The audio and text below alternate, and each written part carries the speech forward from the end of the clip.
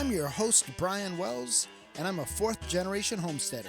Since 2008, my family and I have been homesteading here in beautiful upstate New York.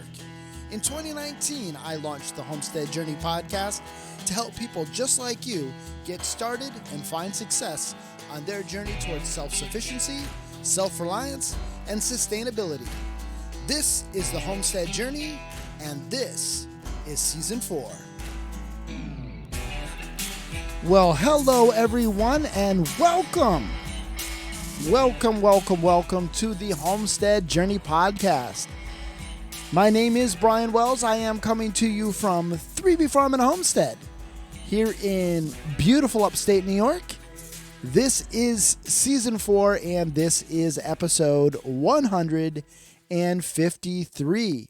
And thank you so much. Thank you so much for taking time out of your busy schedule to join us here on the Homestead Journey. Whether you're brand new to the podcast or you're someone who has been a long-time listener, thank you so much. I know there's a lot of things you could be listening to right now, and the fact that you're taking time out of your busy schedule to listen to me does not go unnoticed or underappreciated. I really do appreciate it. On today's episode, we are going to be wrapping up our series on the Mediterranean diet. I am going to be joined here shortly by my lovely wife here in the Homestead Journey podcast studios. And so I am excited to chat with her about what we like and dislike about the Mediterranean diet.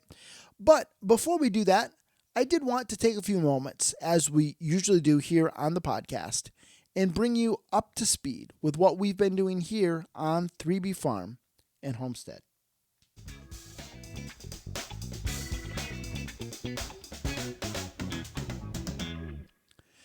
So as you might remember from last week's episode, we did just get back last Sunday from visiting my brother in Alaska. And so a big part of this week was just getting back into the swing of things, trying to recover from the time change, 4 hours that way and then 4 hours back. And so it did take a little bit of time for us to recalibrate our internal clocks. Therefore, this week probably wasn't as productive as it could have been or should have been, but I think we're back on East Coast time now. This week, we did send a couple of our American guinea hogs to their new home. Some friends of ours from church bought a couple of those pigs, and they are just enjoying having those pigs on their homestead. In fact, this morning, their daughter was in the Sunday school class that my wife and I are teaching, and she just shared with us how excited she is to have the little piggies that they have named Thing 1 and Thing 2 there on their homestead. And so that is very exciting. The other thing that I did want to share with you is just an update on the seed starting system.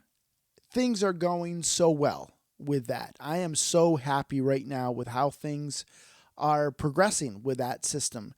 I think we've got a winner here, folks. It really is working very well. I'm happy to have, I don't know if I want to call it mess, but all of that out of my office, or should we say out of the Homestead Journey podcast studios. But to have that downstairs out of the way is certainly not a bad thing. I'm glad to have that down there. And again, it's working out very well. I have added no supplemental heat to it whatsoever. It's staying at a nice consistent temperature.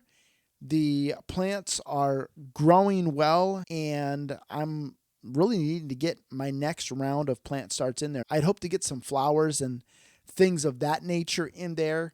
Maybe get some cucumbers and some squash and maybe some lettuce started. Not that you need to start that indoors, but maybe to give it a little bit of a jump start. But wasn't able to get around to it this week. In part, that's because yesterday we spent all day off the homestead. My son was in a regional mock trial competition. It's only the second time their school has ever made it to the regional mock trial competition. Last year was the first year. Unfortunately, they got knocked out in the first round. But this year, I'm very, very proud to say they made it to the finals for regional. And unfortunately, they lost by 1 point. They were 1 point away from advancing to states. A little bit disappointed in that. But overall, I was so proud of him. I was so proud of their team. It was definitely a great learning experience for him. But that did mean that we spent the entirety of yesterday off the homestead when we could have been getting some things done around here, but I wouldn't change it for anything. Unfortunately, today, well, it was one of those rainy days, and it just rained and rained and rained all day long, which kept me indoors. I probably should have gotten some things started, as I mentioned, in the seed starting system. Didn't get around to it. Maybe tomorrow. We'll see. But it is what it is. We'll get started what we can get started, and the fact is we can always direct sow those things. We're really not all that far behind. That's really it for homestead happenings for this week. Again, the time change, getting back into the swing of things, certainly not as busy as we maybe should have been, but it is what it is. We're doing the best we can with what we've got to work with, and, well, there's always next week. Before we head on over to this week's Charting the Course, I did want to invite you to sign up for our newsletter. If you head on over to thehomesteadjourney.net/newsletter, you can do that for free. I have some exciting announcements coming up. I want to make sure that you don't miss out on those. And so the easiest way for you to get that information, the quickest way for you to get that information is via our newsletter. So if you haven't already, head on over to thehomesteadjourney.net/newsletter to get signed up. All right, folks, let's jump on over to this week's Charting the Course.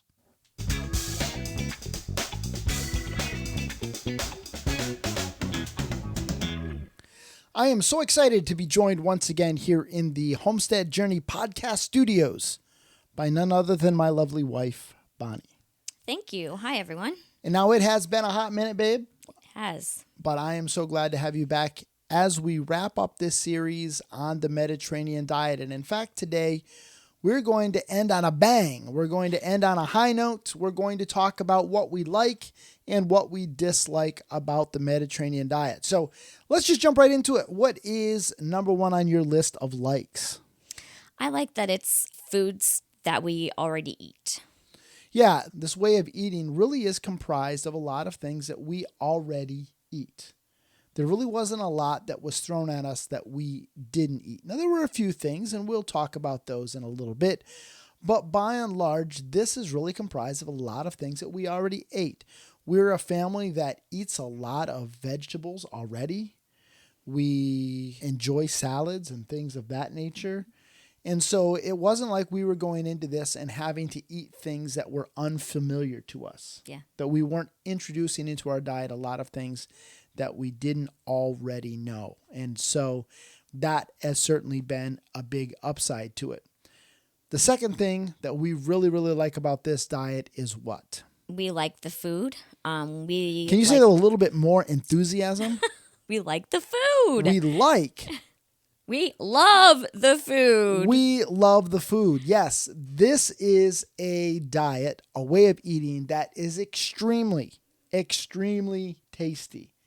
And I mean, delicious food. And because of the fact that the Mediterranean really is a region and encompasses so many different cuisines, there really are so many options that you have to choose from that you can go in so many different culinary directions that you can almost sometimes feel a little bit overwhelmed, but you certainly do not have to have bland, tasteless food. And in fact, this diet, this way of eating really focuses on flavorful, flavor-packed cuisines. It really boils down to the fact that these are foods we knew, and these are foods that just taste so good. And it's just like when I talk about people growing a garden. People will say, what should I grow? And I always say, well, grow the things you like to eat, because if you like to eat them, then you're going to eat them. Right? And if you like what you're eating, you like what you're growing, you're going to have a tendency to grow more of it. So it's been the same way with this. Now, that's not to say that we've liked every recipe that we've tried. No. One in particular was a dish with eggplant, and it was too mushy. So I wouldn't make that dish again. I just didn't like how mushy it made the eggplant.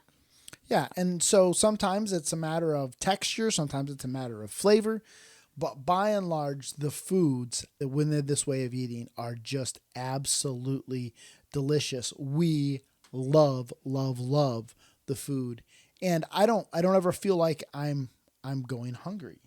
I No. feel like I'm satisfied, and we just really have enjoyed that piece of it. Next thing I really, really like about this diet is that it is easy to understand. I found the plate diagram to be very, very helpful. When you look at your plate and you think, okay, half of it should be vegetable, a quarter of it should be lean protein, a quarter of it should be maybe some whole wheat or some starch or something along those lines, a little bit of fruit to the side, drinking some water, but it just really is easy for me to wrap my head around it. And also some of that goes back to what you talked about, understanding these foods. These are foods that we're familiar with. We're familiar with Italian food, maybe not quite as familiar with Greek food and those influences, although we've gotten more familiar with it. But at least having those cuisines as a frame of reference has been very helpful for me to wrap my head around it and understand how this way of eating should work. Now, you've not necessarily found that plate diagram to be as helpful, though. And when I get it to the table and put it on my plate, I haven't really been conscious about the amounts that are there. Not that I overload my plate, it's just I haven't done the plate diagram. Yeah, it's one of those things where I think traditionally the American plate has been more half meat, maybe a quarter starch and a quarter veg. And so moving more in the direction of the half veg, quarter starch, quarter meat. I've definitely found the plate diagram helpful in that regard. That's been a little bit more of a growing edge for you. Now, we've had a little bit of debate at times over whether or not we had the proper proportions on our plate. And one of those situations involved a sweet potato. Honest mistake on my part. I thought, it was a vegetable, but it comes to find out it was a starch. Now, in all fairness, I probably was I wouldn't say was harsh about it. No, but you got yourself called Michelle. Yeah, that is Michelle true. Obama. Brian J. referred to me as Michelle Obama with regards to food portions on our plates. The plate diagram is more of this is what we're aiming for. But if you go by the Mediterranean diet pyramid, then certainly what we had on our plates would have been, for lack of a better term, compliant with the Mediterranean diet, because the base of the Mediterranean diet is that things are plant-based. Things should be plant-based. And certainly a sweet potato is plant-based. So Yes. Not really anything wrong with it if you go by the Mediterranean diet pyramid. If you go by the Mediterranean diet plate diagram, though, then I would be right. So I guess we were both right? Yeah. No. Sounds good. Okay, we'll go with that. I don't want to get myself in any more trouble. But leaving the diagrams behind for a moment, one of the things that I don't like about other diets, and in particular, I'm going to call out Weight Watchers, even though you have found Weight Watchers to be helpful in the past.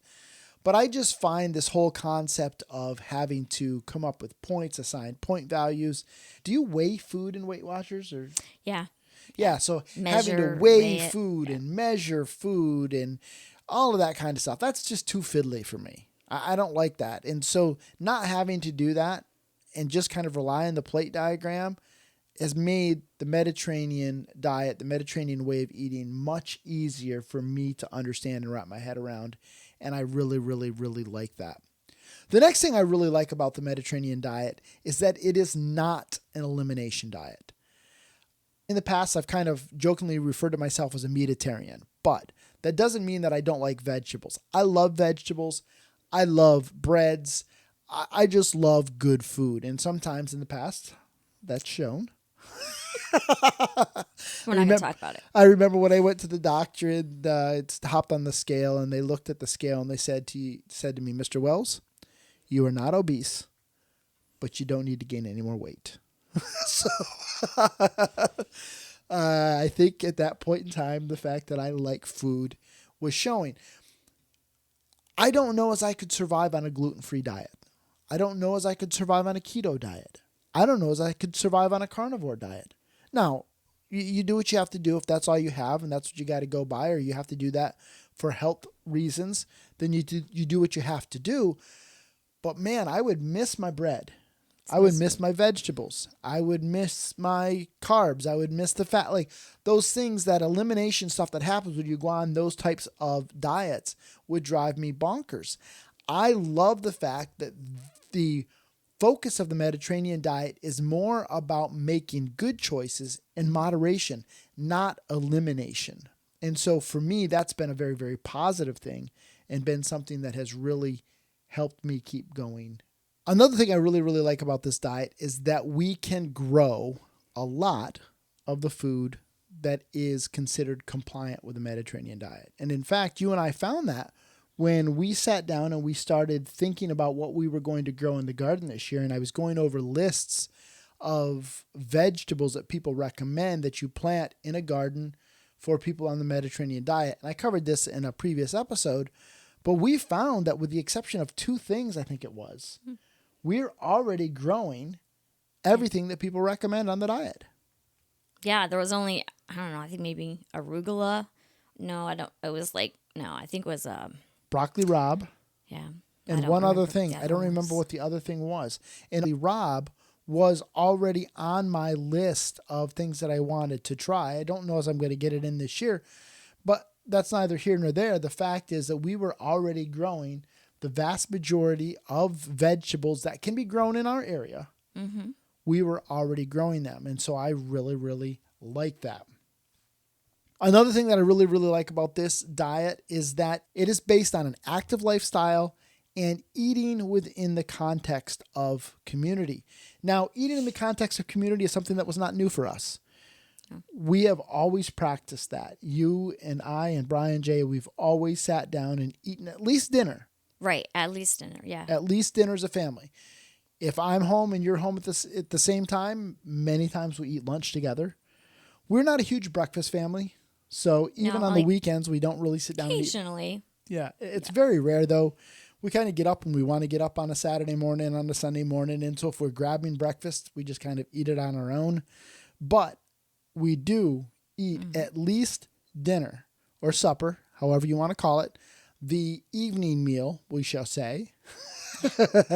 We eat that together in the context of community. So for us, that was not anything new, but it was certainly validation of what we've practiced as a family. But the idea of the Mediterranean diet being built on an active lifestyle has been something that has been a bit of, I don't want to say an eye-opener for us. It's been a growing edge for us, I think. And while we perhaps haven't taken as much action in regards to this as we should, we're at least aware of it. Mm-hmm. We're aware of the fact that we live a little bit more of a sedentary lifestyle than we thought we did. Yeah, or even as we used to. I mean, before COVID and when I was doing the whole Weight Watchers thing several years ago, I would go to the gym and I would walk 10 minutes on the treadmill. And then, I haven't been back to a gym since. But there's no reason why I can't go outside and walk. And now that it's getting warmer and... Yeah, and so what both you and I have done is we have installed pedometer apps on our phones. We're just like everybody else in the United States. This is kind of our ball and chain. We're very rarely without it. And so that really, I think, has served as a, at least as for me, it's been a bit eye-opening to see how much I don't move, how much I sit. I work a desk job, and certainly in the winter time, I'm going to be a little bit more sedentary. Even with the homestead, I jokingly referred to the homestead as my gym. In the winter, you go out, you feed the animals, you come in. You really don't do a whole lot. At least we don't. And this has certainly been eye-opening. So there have been many evenings when I found myself walking in circles around the island in the middle of our kitchen just to get my step count up. But it certainly has at least made us more aware of the need to have a little bit more of an active lifestyle. And so now that things are starting to warm up, we'll be able to get outside. Certainly we'll be doing more outside, raking lawns, putting in gardens. So we'll definitely be a lot more active just because of the season of the year. But we'll also have the opportunity to take long romantic walks. Yes, of course. Hand in hand. Frolicking. Carry on. Frolicking in the fields with daisies in your hair as I sing to you.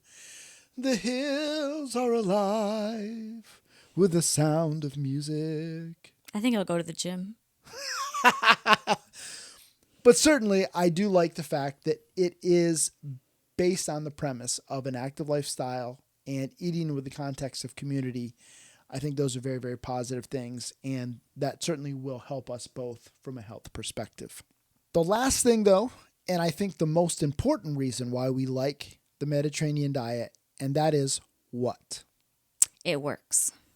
Yeah, it works. Now, you and I have both found benefits. I think a little bit of a different benefit for each one of us, but it certainly has worked for both of us. Now, for me, I went into this really more with the desire to be supportive of you, not trying to throw my shoulder out of joint here, patting myself on the back. I did get kudos from your doctor, though, in regards to that, did I not? Yes. She said, that's awesome that you have a husband that will do that with you, and keep doing what you're doing. Yeah. I mean, I hope you took notes. I hope you recorded that so that you can replay that back. But no, for me, I did not go into this with any kind of necessarily health benefit goals. And yet I've lost a lot of weight as a result of being on this. And it's not just a matter of I've lost weight. I've lost enough weight that people are noticing it. You know, somebody at church came up to me on Sunday and said, man, have you lost weight? You look like you've lost a lot of weight. And I was happy to say, yeah, I'm under 170 pounds for the first time in I don't know how long. So that certainly has been a very, very positive thing for me. Now, you haven't necessarily lost quite as much weight as me, and that's kind of getting into, you know, a very dangerous area as a man to talk to a lady about her weight. So we're going to stay away from that. I mean, you might want to mention that you've lost a few pounds. Yes, I lost about 8-9 pounds, and I have maintained that. I haven't taken the extra step in doing the extra things that I need to do to take more weight off. But where you found benefit to this, and this was really the reason why we did this in the first place, where you found benefit has been that I'm no longer pre-diabetic. I'm in where the level is where I should be.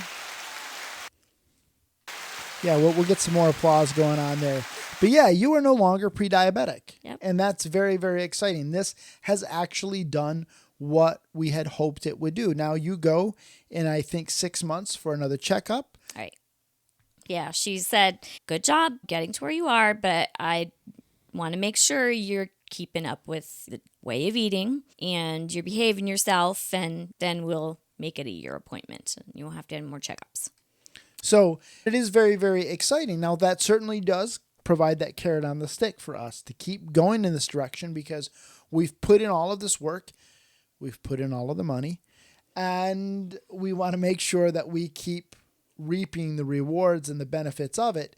And so the fact that it has worked, it has at least worked for us, has been a very, very positive thing. Now, certainly we're not saying to everybody that this is going to work for you. You know, your mileage may vary. Everyone's body is different. All of the disclaimers that I can put in there from a legal perspective so nobody sues me as giving out some kind of health advice. I'm not a registered dietitian. No, but for us, it has worked. It has done exactly what we had hoped it would do. But even beyond the weight loss and even beyond the A1C dropping, you've also found another benefit, What's that? Inflammation has gone down. I'm not in as much joint pain as I had prior. And I didn't realize that until holidays when we're not as good. We're going to other people's houses. We don't expect them to cater to us. And we're on vacation. And so we're not eating like we would at home. And I realized, like, wow, my joints are starting to hurt again. And so the way we were eating had helped with my inflammation. Yeah, definitely. And I think a good point that you make there is that this is not something that we have tried to push off on anybody else. You know, we've had people say, what can you have? What can you have? No, we're not rolling like that. Mm-hmm. For us, this is not a matter of life and death. Right. You know, this is something that we're doing because it is healthful and helpful to us. But we're not trying to push us on everybody else and be like, oh, you know, we're vegetarian, we're Mediterranean. Like, you've got to... And we appreciate that people are willing to work with us, but we're never going to demand that of anybody. You know, we go to somebody's house. It's kind of the way you and I were both raised. You go to somebody's house, and just as a matter of respect, you eat what's put before you. Mm-hmm. And you shut up and you like it. And that's just how it is. And again, it's totally different. If you're somebody who is lactose intolerant or you are gluten intolerant, then at that point, that's a totally different thing. And yes, you shouldn't be eating food that is going to make you sick or make you feel bad. But that's not the case for us. Mm-hmm. You know, it takes quite a bit of days of maybe non-compliance. Yeah. You know, for it to catch up. And even still, that inflammation that you're feeling, it's uncomfortable, but it's not like you're in absolute agony or anything. Anything like that. But the fact is, this way of eating has been beneficial both from a weight loss perspective, reducing the A1C for you, and reducing inflammation. Mm-hmm. It works. And success breeds success. And so when you find something that works, you want to stick with it. You want to get better at it. You want to refine it. And that's certainly what we plan on doing to continue that success. However, it's not all roses. There are a few things, and I struggle with using the term dislike, but there are a few things about this diet that... Or maybe more like cramps our style. Maybe we should have said pluses and minuses. I don't know. But we're just going to call them dislikes. So, number one, what is it? It's expensive. Yeah, it can be expensive. Yeah. It can be expensive. Yeah. And I've mentioned this before. You know, as a good farmer, every once in a while you have to take stock in what you're putting in to... I was going to say animal, but boy, that would be... Oh boy, I don't know if I want to go there. We've already touched on that weight thing, and so I've already lived dangerously. But yeah, I've sunk a lot of money into you, baby. You're expensive. But I'm worth it. You are. And at the end of the day, I want to keep you around. I do. I really do. I want to keep you around. And so I'll put a little more money into you if I have to. But I don't know, you're creeping up on that threshold where I might have to reevaluate. No, but all joking aside, folks, it can be costly. And in part, one of the big components of the Mediterranean diet is seafood. And we like seafood, but we don't live near the sea. So, and I think even if you do live near the sea, seafood is still fairly expensive. But if you go buy fish at the store and you're buying a good quality fish, it's going to cost money. It's going to be expensive. And it's not just that, but when we did this kind of at the wrong time of the year. We did this when we couldn't grow a lot of the things that, hindsight being what it is, we would have grown. We might have preserved more of, but we didn't know we were going to be making this transition, and so it was kind of a little bit late in the game. And so certainly we've seen an increase in our grocery bill as a result of this. Now, hopefully this year we'll be able to grow more of the stuff that we need, and we'll see that grocery bill go down. Yeah, one of the oils of choice on this way of eating is olive oil. And olive oil is expensive. Yeah, if you buy a high quality olive oil, it certainly can be expensive. And that's something where you really don't want to cheap out, because as we've learned, as we've, kind of studied into this, not all olive oils are created equally. And there are some that are not necessarily true olive oils and some that are not actually true extra virgin olive oils. And we could go way down that rabbit hole. We're not going to, but certainly if you're buying a high quality olive oil, it's going to be expensive. But a lot of it goes back to something that I've said before on this podcast, and that is that there's a real cost to raising real food. And so if you're not raising or growing the real food, there's a real cost to buying real food.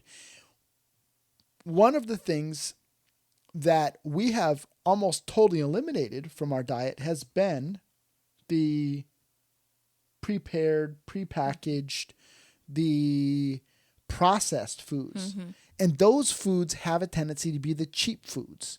Things like macaroni and cheese, boxed rices, prepared salads, like the pasta salads.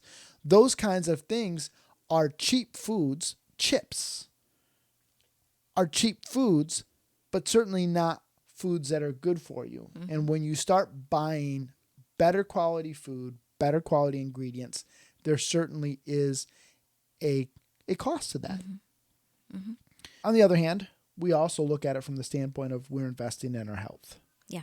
And if we don't pay that cost now, then what we're going to end up doing is paying that cost later in medical bills, mm-hmm. insulin, et cetera, et cetera, et cetera. So if we can avoid that by eating better, certainly we would want to. But cost is certainly a downside mm-hmm. to the Mediterranean diet. Next thing. It's not convenient.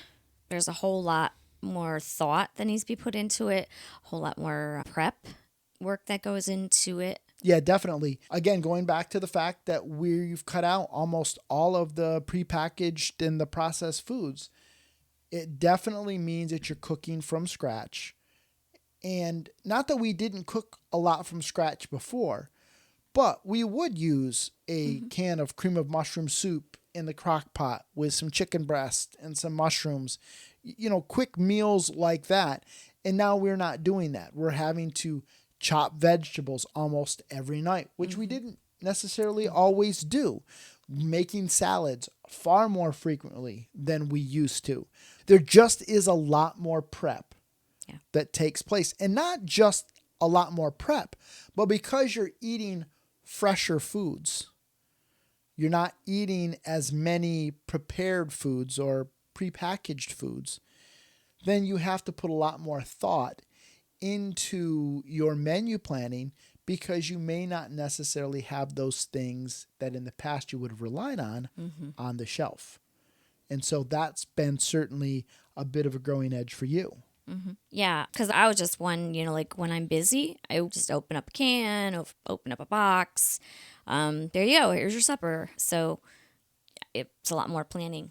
Yeah, definitely a lot more planning, a lot more prep, a lot more kitchen time in this way of eating. All right, the next thing that we don't like.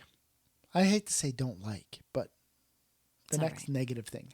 I don't know. Whatever. For me, it's sugar. Sugar and sweets. It's not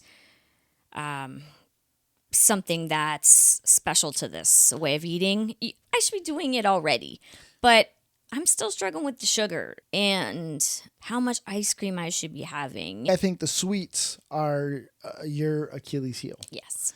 And you're right. This is not something that would be unique to this way of eating mm-hmm. or to this diet. Most diets, if somebody is looking to reduce their A1C, yes. reduce their weight, number one thing would be reduce the amount of sugar intake. Mm. Now, the beautiful thing about the Mediterranean diet is that it's not an elimination diet. And so again, referring back to the Mediterranean diet food pyramid at the very tippy top are sweets and red meats. It's just a matter of you eat them every once in a while. You eat them in moderation. You eat them in small amounts. And when you stop and you think about the cuisines of the Mediterranean region, places like Greece and Italy and France, they're known for some of the best desserts in the world. You think about Greece. I'm not sure if there's much better than baklava. I love baklava, although I'm probably not pronouncing it entirely correctly, but you know what I'm talking about. The Italians have their cannolis. The French are well known for their pastries. And so that's okay. The fact that the Mediterranean diet is built around the concept of community. One of the biggest parts of community is getting together and celebrating milestones. And a big part of that is to celebrate with things like cakes and pastries and so on and so forth. So you don't need to eliminate them, but it's just being more intentional about it. It's being more about moderation. You have a sliver of cake. You don't eat the whole cake. You have a donut. You don't eat the entire box of donuts. You don't eat donuts every day for breakfast. You don't sit down and have a pint of ice cream every night before you go to bed. Not that you ever do. Yeah. Clarify but, that. Every time that you're driving by the ice cream shop, you don't have to feel that pull of the wheel into the ice cream shop. And we're getting into ice cream shop season up here. I know. Everybody is opening up. But even still, when you do pull into the ice cream shop, when you veer in, one of the things that I found, I used to always get either a super large sundae or I would get like the large cone. Now I get a small. Yeah. I get one scoop. And it's all good. So it's just about moderation. Can I get an amen? Sure. Amen. Amen, amen, amen. So there's a couple of other things that I don't like about the Mediterranean diet. All right. And one of them is a big one. And this is what really threw me for a loop. And I've talked about this, so I'm not going to beat this drum too hard here. But I don't like that there are so many things that make up the Mediterranean diet that I cannot raise and grow here on my homestead. We live in beautiful upstate New York. I'm never going to be able to grow olives. I'm never going to be able to produce olive oil. I'm never going to be able to grow capers, never going to grow artichokes. Those are just things that without me investing in some kind of super infrastructure here and some kind of a greenhouse or whatever, citrus, another big part of the Mediterranean diet, it's just not going to happen. I don't like that. I don't like that one little bit, but it's all good. I'm trying to focus on what I can do and not get focused on what I can't do. Another big one, though, is seafood. Last time I checked, I don't got a pond in the backyard that's stocked full of salmon and cod and haddock and shrimp and scallops and all of the good stuff. Now, the good thing is we were just up in Alaska, spent a week with my brother. He sent me home with a cooler full of fish. And as I sat down and I started thinking about how much it would cost me to buy that fish in the store, I actually think that we almost paid for one of our plane tickets by the amount of fish that we brought back from Alaska. I don't think that's an exaggeration at all. And especially knowing that it's wild caught, that it's not farm salmon, which there's a lot of controversy about that. But anyhow, the fact of the matter is, if you're going to be following the Mediterranean diet and you're going to increase the amount of seafood, unless you're living in a place like Alaska, you're living on the coast, you're going to find that you're going to be paying for that because you can't produce it. And I don't like that. But as our friend Barb reminded me, she said, Brian, you don't think anything about buying sugar to put in your jams and jellies.